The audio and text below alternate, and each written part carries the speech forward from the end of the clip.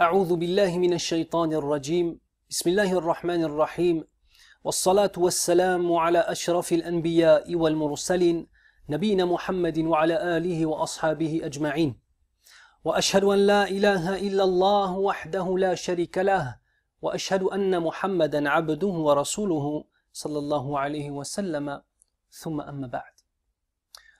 Mes très chers frères et mes très chères sœurs, nous allons parler aujourd'hui d'un des plus grands trésors de l'islam. Kanz min kunuz al-Islam. Ce trésor, tout comme le Sawm de Ramadan, fait partie des 5 piliers de l'islam.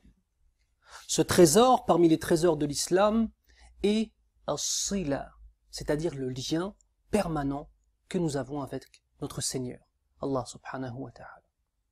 Ce trésor est la première des actions faites par le abd dans tout ce qui est positif, la première des actions qui sera jugée au jour du jugement. Cette action, elle est le lien intense, as-sala, qui vient du mot en arabe as-sila, le lien. En arabe, lorsque l'on veut dire qu'on appelle quelqu'un, naqulu sa'attasilu bik, je vais t'appeler. Dans le sens, je vais mettre un lien entre toi et moi jusqu'à temps que grâce à ce lien, nous puissions communiquer. As-sala, as-sila. Et cette sala, cette prière, est bien évidemment le lien suprême que peut entretenir le serviteur d'une part avec son créateur d'autre part.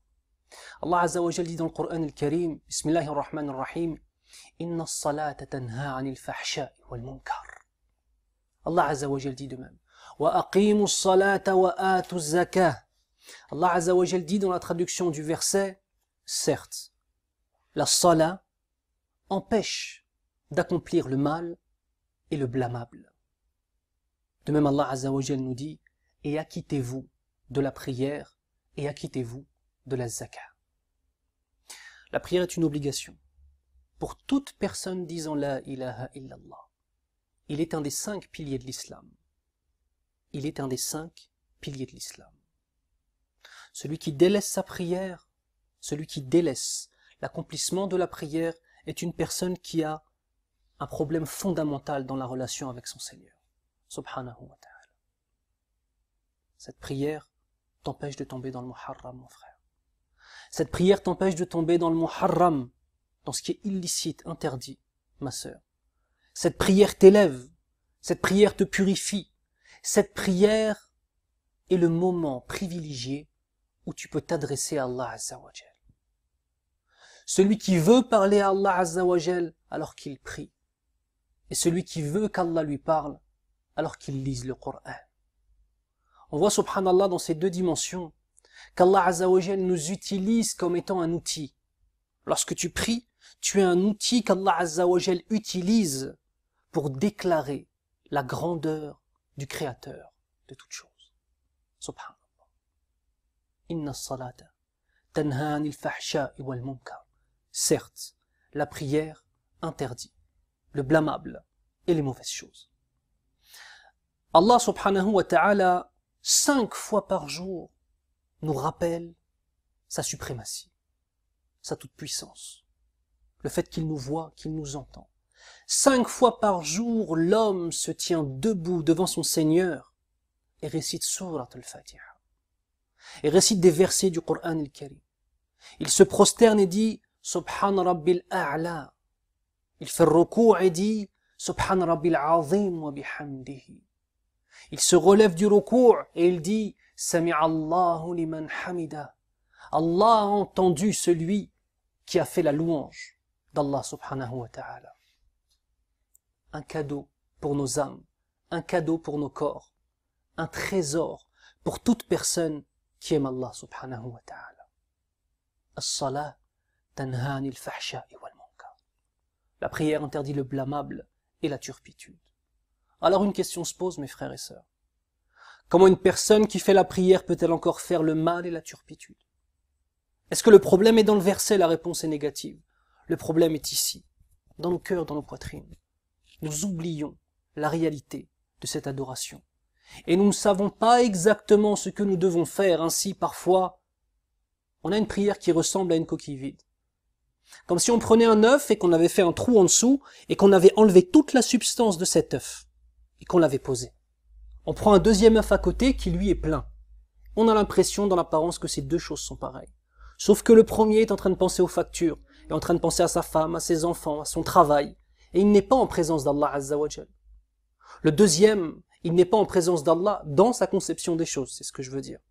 Le deuxième, lui, est concentré, dirigé vers Allah Azza wa Jal.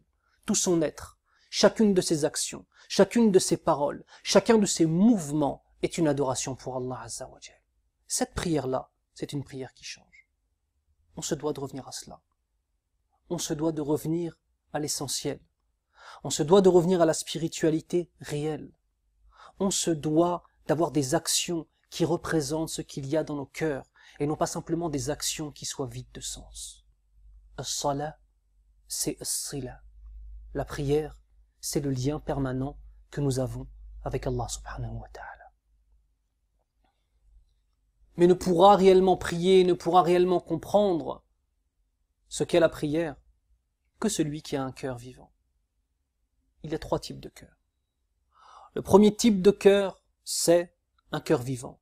Al-qalbul hayy. C'est un cœur qui est entièrement dirigé vers l'adoration d'Allah. C'est un cœur dont les passions ont été refoulées à l'arrière-boutique. C'est un cœur qui à chaque instant sent le regard de son Seigneur. Un cœur qui se dirige vers Allah. Un cœur qui, lorsqu'il entend un verset du Coran el-Karim, sa vie entière est prête à changer. Allahumma rzuqna hadha al-qalb. Demande à Allah Azza wa Jal qu'il nous donne ce type de cœur. C'est un cœur blanc. Le deuxième type de cœur, c'est un cœur qui est malade. Al-qalbul marid. Un cœur qui est malade, cela signifie que ce cœur, tantôt il est blanc et tantôt il est noir de péché. Un cœur de schizophrène. Un cœur d'une personne qui a plusieurs personnalités. Un cœur de celui qui pendant Ramadan on le voit à la mosquée en train d'adorer Allah Azza wa Jal jusqu'à temps même que les athars de la prière, c'est-à-dire les traces de la prière commencent à apparaître sur son front. Et après le Ramadan, on le voit dans la rue en train de se battre, ou en train d'insulter, ou bien en train de donner la main à sa petite copine devant tout le monde sans aucune hishma, sans aucune haya, sans aucune honte de cela. Une personne qui, à un moment est dans la lumière, à un autre moment est dans les ténèbres. Une personne qui, à un moment de sa vie, se rapproche d'Allah et donne véritablement le sentiment qu'il aime Allah Azza wa Jal et qu'il veut le satisfaire, mais qui à d'autres moments de son existence nous paraît être une personne pour qui Allah Azza wa Jal est la dernière des priorités dans son existence. C'est un cœur qui est malade. Allahumma hfadna min al-marad. On demande à Allah Azza wa Jal qu'il nous préserve de la maladie. Enfin, nous avons le troisième type de cœur. Al-qalbul mayyit. Le cœur qui est noir. Le prophète sallallahu alayhi wa sallam nous informe dans un hadith, dans la traduction en français, que chaque fois que le fils de Adam, alayhi salam, s'acquitte d'une mauvaise action, eh bien son cœur qui était blanc vient se tacher d'une tache noire, puis d'une autre tache, puis d'une autre tache, jusqu'à temps que tout le cœur devienne noir. Lorsque le cœur entièrement est noirci par les péchés, il ne reste plus de place pour la foi. Et ce cœur passe de l'état de cœur vivant à celui de cœur malade, pour finir à celui de cœur mort. Qu'Allah nous préserve de cela. Celui qui a un cœur mort, c'est une personne à qui le Coran el-Karim ne fait plus rien. C'est une personne pour qui la foi en Allah Azza wa Jal est devenue impossible. Allahumma hfadna min dhalik. Mais ikhwan, mes sœurs, mes frères, nous devons de prendre soin de nos cœurs, de ne pas les salir, d'être toujours harisin, c'est-à-dire d'avoir toujours une conscience aiguë du danger de la mécréance qui nous guette. Et c'est une réalité. On se doit de se rappeler qu'un homme, c'est un homme pieux, qu'une femme réelle qui a une valeur, c'est une femme qui est pieuse. Et mon frère, sache une chose, ma sœur, sache une chose, c'est que si dans ta relation avec Allah Azza wa Jal, la prière n'est pas présente, sache que tu as un problème que tu dois résoudre. Il y a 2 façons de réagir. Lorsqu'on met le doigt sur un point négatif de la personnalité de son frère. Akhi, mon frère ou ma sœur, on pouvait réagir de 2 façons. La première façon, c'est la façon des faibles. De toute façon, étant donné que je ne fais pas la prière, alors autant tout délaisser. Qui est le gagnant? C'est le diable. Qui est le perdant? C'est toi. La deuxième façon, c'est le fait de comprendre que réellement la prière est un pilier de l'islam. Que réellement la prière est une chose fondamentale dans ta relation avec Allah Azza wa Jal.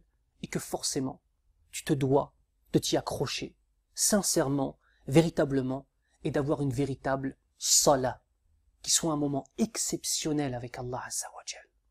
Un moment exceptionnel. Et je finirai par une chose qui est importante. Lorsque tu es une personne qui prie, qui se prosterne pour Allah Azza wa Jal, qui 5 fois par jour prie pour Allah Azza wa Jal, ne dis jamais cette phrase-là que je vais te dire.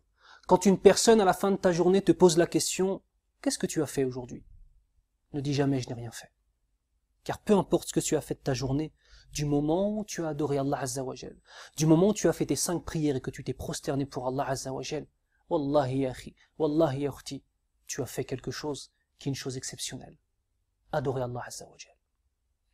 سبحانك اللهم وبحمدك أشهد أن لا إله إلا أنت أستغفرك وأتوب إليك